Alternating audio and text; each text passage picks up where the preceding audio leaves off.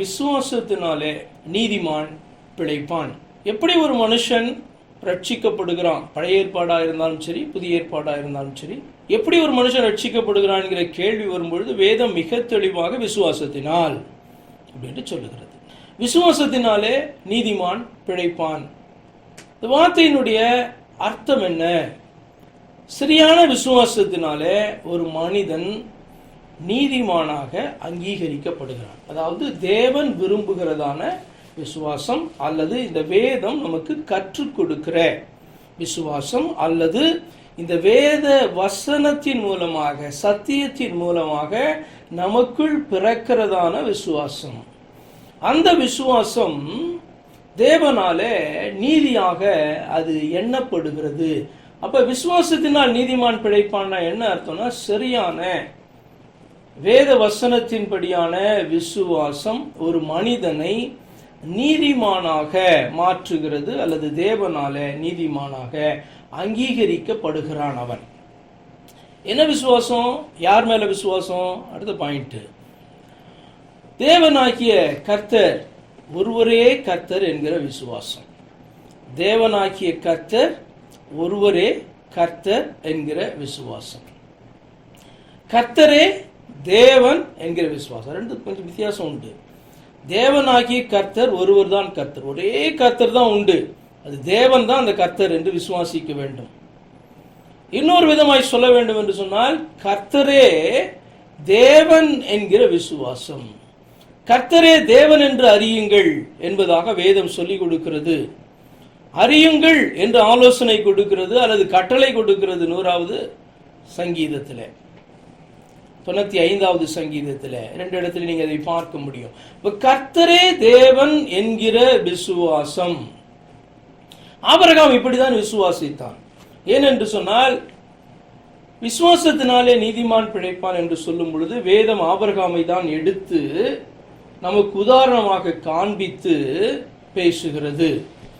அப்படி இருக்கும் பொழுது இவனுடைய விசுவாசம் எப்படியாய் காணப்பட்டது? அவன் தேவனாகிய கர்த்தர் ஒருவரே கர்த்தர் என்று விசுவாசித்தானா, அந்த கர்த்தரை தான் தேவன் என்று விசுவாசித்தானா என்று சொல்லி நம்ம பார்க்க வேண்டியது அவசியம். ஏன் என்று சொன்னால், அதுதான் சரியான விசுவாசமாய் காணப்படுது. அந்த விசுவாசம் தான் நம்மை செம்மையானவர்களாக அது மாற்றுகிறது. கலாத்தியர் 3ஆம் அதிகாரத்தில் 6வது வசனத்தில் இப்படி வாசிக்கிறோம். ஆபிரகாமை குறித்து எழுதப்பட்டிருக்கு, அப்படியே ஆபிரகாம் தேவனை விசுவாசித்தான், அது அவனுக்கு நீதியாக எண்ணப்பட்டது. தேவனை அவன் விசுவாசித்தபடினாலே அது அவனுக்கு நீதியாக எண்ணப்பட்டது. தேவனை என்ன விசுவாசித்திருப்பான்? அடுத்த கேள்வி நமக்கு வரும்ல. அவர் சொன்னதை விசுவாசித்தான், அவர் வாக்குத்தத்தம் சொன்னதை ஏற்றுக்கொண்டான், அங்கேருந்து கிளம்புன்னு சொன்னார், ஃபர்ஸ்ட் கீழ்ப்படினாலும் அப்புறம் கீழ்ப்படினான் என்று சொல்லி நம்ம என்ன பண்ணுவோம், அப்படி அந்த வார்த்தைகளை நம்ம பார்ப்போம். ஆனால் ஆபிரகாம் தேவனை விசுவாசித்தான் அப்படி சொன்னா, அதனுடைய அடிப்படையான அந்த பேஸுக்கு போய் நீங்கள் பார்ப்பீர்கள் என்று சொன்னால், அந்த வார்த்தையினுடைய அர்த்தம் என்னன்னா, தேவனை தேவன் என்று விசுவாசித்தான். நல்லா புரிந்து கொள்ளணும் நீங்க. ஏனென்று சொன்னால், ஆபிரகாமுக்கு தேவனை தெரியாது. அவன் அந்நிய தெய்வத்திற்கு பின்பாக காணப்பட்டதான ஒரு பாபிலோனியன், ஒரு கல்தேயன் அவன். அப்ப அவன் தேவனை விசுவாசித்தான் அப்படின்னா என்ன அர்த்தம்? தேவனை தேவன் என்று விசுவாசித்தான். அதற்கு முன்பாக வேற யாரையோ தேவன் என்று விசுவாசித்துக் கொண்டிருந்தான். வெவ்வேறு தெய்வங்களை தெய்வங்கள் என்று சொல்லி பார்த்தீங்கன்னா விசுவாசித்துக் கொண்டிருந்த ஒரு மனுஷன். ஆனா என்னைக்கு ரட்சிக்கப்படுறான்? எப்பொழுது அவனுடைய விசுவாசம் நீதியாக எண்ணப்படுகிறது என்று சொன்னால், அவனை அழைத்து அவனோடு கூட பேசி தான் யார் என்பதை வெளிப்படுத்தினதான அந்த மெய் தெய்வத்தை தெய்வம் என்று விசுவாசித்தான்.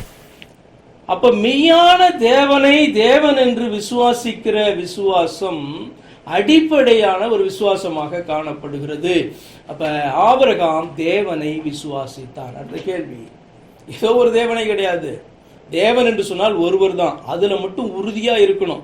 எனக்கு அதிகமாலாம் சத்தியம் தெரியாது அப்படின்னாலும் சபைக்குள்ள வருகிற அத்தனை பேருக்கும் தேவன்னா ஒருவர் தான் அப்படின்றதுல ஒரு தெளிவு காணப்படணும். ஏனென்று சொன்னால், இந்த வேதாகமும் நமக்கு என்ன சொல்லிக் கொடுக்கிறது என்று சொன்னால், ஒருவர் சகலவற்றையும் உண்டாக்கினார், படைத்தார், நம்மளையும் அவர் படைத்தார், அவர் தான் தேவன் என்று இன்ட்ரோடியூஸ் பண்ணுகிறது. அந்த தேவனை இன்ட்ரோடியூஸ் பண்ணுகிறது. இப்ப முதலாவது நமக்கு ஒரு விசுவாசம் வரணும், தேவன் என்று சொன்னால் ஒருவர் தான் அப்படின்னு சொல்லி ஒரு நம்பிக்கையும் விசுவாசமும் ஆழமாக நமக்கு வரணும். அப்ப இந்த இடத்துல ஆபிரகாம் தேவனை விசுவாசித்தான், தேவனை தேவன் என்று விசுவாசித்தான். அது அவனுக்கு நீதியாக எண்ணப்பட்டது. ஆதியாகம புஸ்தகம் 15ஆம் அதிகாரம் 6வது வசனத்துல ஆபிரகாம் யாரை விசுவாசித்தான் என்று வாசிக்கிறோம். ஆதியாகமம் 15ஆம் அதிகாரம் 6வது வசனம். அவன் கர்த்தரை விசுவாசித்தான், அதை அவர் அவனுக்கு நீதியாக எண்ணினார். கலாத்தியர்ல பவுல் எழுதுறாரு, அவன் தேவனை விசுவாசித்தான். ஆதியாகமத்துல மோசே எழுதுறாரு, அவன் கர்த்தரை விசுவாசித்தான், அதை அவர் அவனுக்கு நீதியாக எண்ணினார். என்ன அறிந்து கொள்றீங்க இதுல?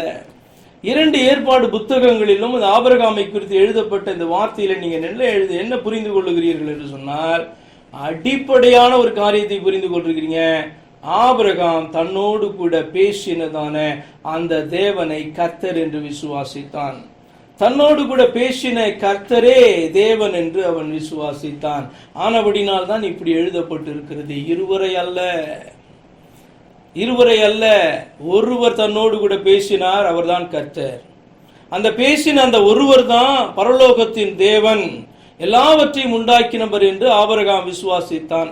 ஆனபடினால் அவனுடைய விசுவாசம் தேவனாலே அங்கீகரிக்கப்பட்ட ஒரு விசுவாசமாக காணப்பட்டது. அது நீதியாக அவரால் எண்ணப்பட்டது என்று வாசிக்கிறோம்.